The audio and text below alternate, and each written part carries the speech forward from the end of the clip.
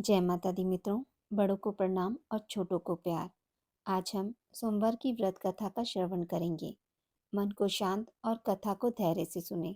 कथा को पूर्ण सुनने से उसका पूरा फल मिलता है। चलिए शुरू करते हैं। एक समय की बात है। अमरपुर नगर में एक धनवान व्यवसायी रहता था। उसका व्यापार बहुत दूर दूर तक फैला हुआ था। यहाँ के सभी नगरवासी उसका बहुत आदर करते थे। उस व्यापारी के पास किसी भी चीज की कमी नहीं थी, लेकिन फिर भी वह अपने जीवन में सुखी नहीं था। दरअसल उस व्यापारी का एक भी बेटा नहीं था, जिस कारण हर समय उसे चिंता सताती थी कि उसके मरने के बाद उसकी संपत्ति की देखभाल कौन करेगा।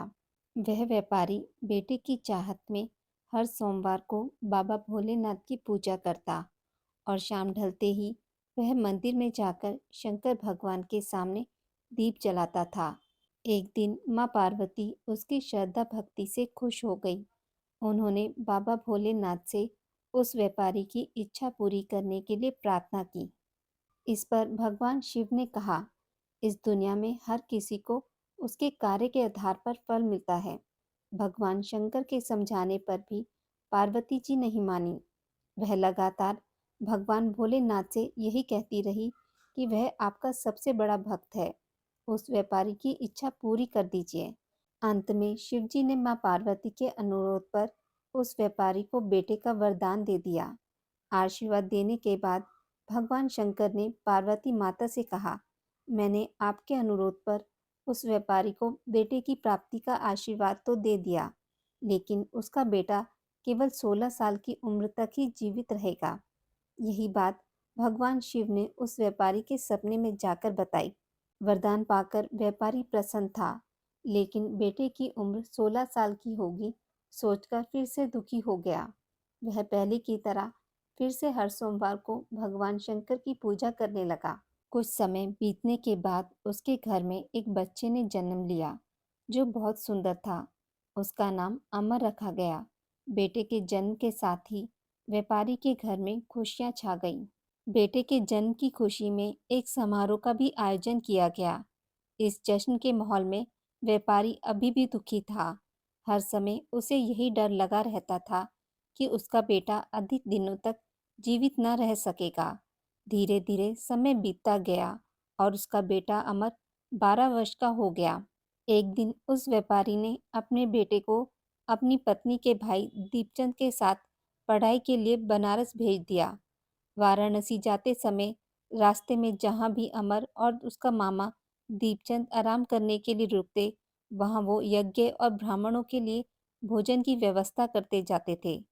कुछ दूर जाने के बाद अमर और दीपचंद एक नगरी पहुंचे।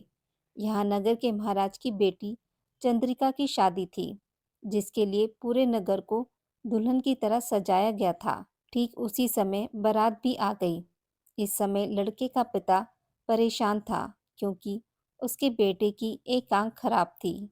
उन्हें डर था कि अगर लड़की वालों को यह बात पता चल जाएगी तो वह शादी तोड़ देंगे। तभी लड़के के पिता की नज़र अमर और दीपचंद पर पड़ी। लड़के के पिता के मन में तुरंत यह ख्याल आया कि क्यों ना अमर को ही दूल्हा बनाकर शादी के मंडप में बैठा दिया जाए। एक बार जब उसका विवाह राजकुमारी से हो जाएगा तो फिर वह उसके बाद उसे कुछ पैसे देकर वहां से विदा कर देंगे। फिर राजकुमारी और अपने बेटे को अपने घर ले आएंगे। लड़के के पिता ने बिना देरी किए दीपचंद से इस बारे में बात की और धन का प्रस्ताव रखा। दीपचंद ने पैसों के लालच में तुरंत हाँ बोल दिया और अमर को दूल्हा बनाकर मंडप में बैठा दिया। यहाँ राजा ने राजकुमारी का कन्यादान कर विवाह संपन्न कराया और बहुत सारी संपत्ति के साथ अपनी बेटी को विदा किया। शादी के बाद जब अमर वहां से लौट रहा था तो उसे लगा झूठ बोलना सही नहीं है और उसने राजकुमारी चंद्रिका के दुपट्टे पर सारी सच्चाई लिख दी। अमर ने लिखा, प्रिय राजकुमारी चंद्रिका, तुम्हारे साथ छल हुआ है। तुम्हारा विवाह मेरे साथ कराया गया।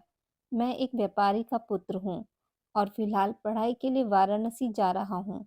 तुम्हारी शादी जिससे तय हुई थी उसकी एक आंख खराब है। राजकुमारी चंद्रिका ने यह सच्चाई जानने के बाद उस लड़के के साथ जाने से इनकार कर दिया और अपने पिता के साथ ही रहने लगी।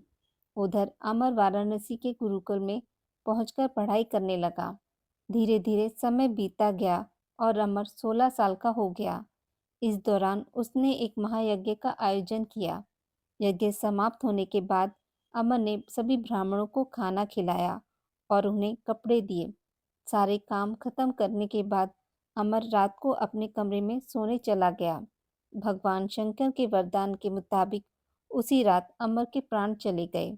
अगली सुबह जब दीपचंद उसके कमरे में पहुंचा तो उसने देखा कि अमर जीवित नहीं है। वह जोर जोर से रोने लगा। उसके रोने की आवाज सुनकर आसपास के सभी लोग वहां इकट्ठे हो गए और अपना दुख जताने लगे। दीपचंद के रोने की आवाज भगवान शिव और माता पार्वती के कानों तक भी पहुंची। यह सुन माता पार्वती ने कहा, हे स्वामी, मैं दीपचंद के रोने की इस आवाज को बर्दाश्त नहीं कर पा रही हूँ। कृपा करके इसके दुख को दूर करें। पार्वती जी की बात सुनकर बाबा भोलेनाथ अमर के पास पहुंचे। यहाँ उन्होंने देखा, यह तो वही बालक है जिसे केवल 16 साल की उम्र तक जीवित रहने का आशीर्वाद मिला था। इसके बाद भगवान शिव सीधे माता पार्वती के पास पहुंचे और कहा, हे गौरी, मरने वाला बालक उसी व्यापारी का पुत्र है। इसने अपनी उम्र पूरी कर ली है। यह सुनकर माता पार्वती ने भगवान शिव से एक बार फिर से आग्रह किया। उन्होंने कहा, स्वामी, आप कृपा करके इस बालक को दोबारा जीवित कर दें। इसे मृत देख इसके माता पिता भी अपने प्राण त्याग देंगे। माता पार्वती ने बाबा भोलेनाथ को याद दिलाया कि अमर के पिता उनके सबसे बड़े भक्त हैं।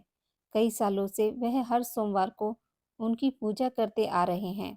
माँ गौरी के अनुरोध पर भगवान शंकर ने अमर को जीवित होने का आशीर्वाद दिया और अमर दोबारा जीवित हो गया। कुछ समय बाद जब अमर की पढ़ाई पूरी हो गई तो वह अपने मामा दीपचंद के साथ वापस अपने गांव चला गया।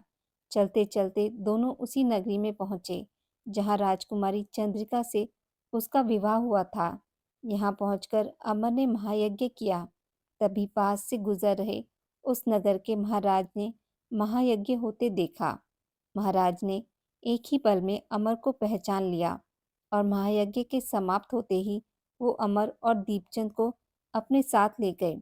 कुछ दिनों तक उन्होंने अमर और दीपचंद को अपने महल में ही रखा। उसके बाद महाराज ने बहुत सी संपत्ति और कपड़े देकर राजकुमारी को अमर के साथ भेज दिया। महाराज ने रास्ते में उनकी रक्षा के लिए कुछ सैनिक भी भेज दिए। दीपचंद भी महल से अपने नगर को पहुंचा और दूत के हाथों अमर के आने की सूचना व्यापारी तक पहुंचाई। व्यापारी को जैसे ही पता चला कि उसका बेटा 16 साल की उम्र के बाद भी जीवित है तो वह बहुत खुश हुआ। दरअसल व्यापारी और उसकी पत्नी ने खुद को एक कमरे में बंद कर रखा था। वह कुछ भी खाए पिए बिना अपने बेटे का इंतजार कर रहे थे। दोनों ने यह प्रण लिया था कि अगर उन्हें अपने बेटे की मौत की खबर मिली तो वह भी अपनी जान दे देंगे। दूत की बात सुनकर व्यापारी और उसकी पत्नी नगर के अन्य लोगों के साथ अपने बेटे के स्वागत के लिए नगर के गेट के पास पहुंचे। यहाँ उसे पता चला कि उसके बेटे की शादी एक राजकुमारी से हुई है। वह दोनों साथ में आए हैं तो उनकी खुशी दोगुनी हो गई। बेटे और बहू का स्वागत उसने काफी धूमधाम से किया। उसी रात एक बार फिर बाबा भोलेनाथ व्यापारी के सपने में आए और कहा, मैं तुम्हारी भक्ति से खुश हूँ। हर सोमवार को तुम मेरी पूजा करते हो, इसलिए मैंने तुम्हारे बेटे को लंबी उम्र का वरदान दिया है। भगवान शिव की यह बातें सुनने के बाद व्यापारी बहुत खुश हुआ। बेटे का जीवन वापस मिलने के बाद भी व्यापारी हर सोमवार को भगवान शिव जी की आराधना करता रहा। इससे भगवान शिव और माता पार्वती की कृपा व्यापारी के घर में बनी रही। हे भगवान शिव और माता पार्वती, जैसी कृपा आपने व्यापारी पर करी वैसी सब पर करना। कहानी कहने वाले, सुनने वाले और हुंकारा भरने वालों पर भी करना। बोलिए शंकर भगवान और माता पार्वती की जय। आज की इस वीडियो में बस इतना ही। मित्रों, अगर आपको यह कथा अच्छी लगी हो तो मेरे वीडियो को लाइक और शेयर ज़रूर करें और पूजा पाठ से जुड़ी जानकारी के लिए मेरे चैनल को सब्सक्राइब करना ना भूलें। धन्यवाद।